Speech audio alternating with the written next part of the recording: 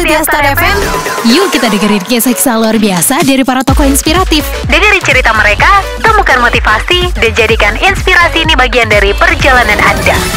Bersiaplah untuk terinspirasi oleh tokoh kita, dipersembahkan oleh 102.6 FM.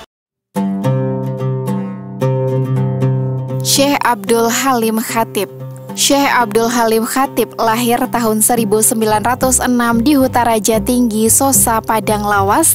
Ayahnya bernama Ahmad Khatib Lubis, berasal dari desa Manambin, kota Nopan, Mandailing, Natal.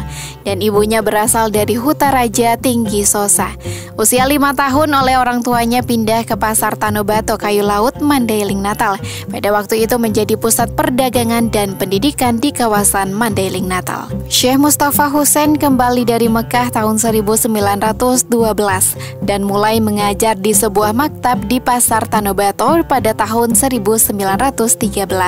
Dan Abdul Halim bin Ahmad Khatib termasuk muridnya pada waktu itu. Pada bulan Desember 1915 terjadi bencana banjir yang menghanyutkan semua bangunan dan pemukiman di daerah Pasar Tanobato, termasuk ayah Abdul Halim sendiri ikut hanyut dan meninggal. Akibat dari bencana besar itu, Syekh Mustafa Husain dan keluarga pindah ke desa Purbabaru tahun 1916. Kemudian di tahun 1917 mulai memberikan pengajian kepada masyarakat desa sekitarnya. Tahun 1928, Abdul Halim bersama Mukhtar Siddiq berangkat menunaikan ibadah haji dan menetap di Mekah untuk belajar agama Islam selama 6 tahun. Kemudian pada tahun 1934, Syekh Abdul Halim Khatib turun dari Mekah menuju desa Purbabaru, dan tahun itu pula beliau aktif mengajar di Madrasah Mustafawiyah. Dengan keberadaan Syekh Abdul Halim Khatib di Madrasah Mustafawiyah sekembalinya dari Mekah, Syekh Mustafa Husain telah memberikan amanah dan tugas sebagai pengajar di Madrasah Mustafawiyah. Pada aspek pembelajaran dan tenaga pengajar di Mustafawiyah menjadi tugas dan tanggung jawab Syekh Abdul Halim Khatib, dengan kebijakannya yang sampai sekarang diteruskan oleh para muridnya yang umumnya adalah menjadi tenaga pengajar di Mustafawiyah.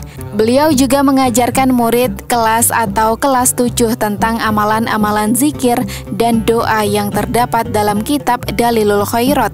Pada tahun 1967-an terjadi dinamika dan perkembangan sosial keagamaan di Mandailing, Natal dan sekitarnya tentang masalah-masalah khilafiyah yang sangat banyak dibicarakan di tengah masyarakat.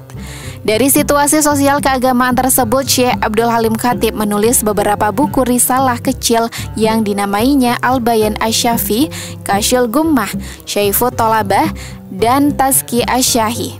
Semua tulisan risalah kecil ditujukan untuk menerangkan dan menjelaskan kepada masyarakat luas tentang ajaran Islam yang sebenarnya menurut faham Ahlus Sunnah wal Jamaah. Terima kasih telah mendengarkan tokoh kita. Semoga memotivasi setiap langkah Anda.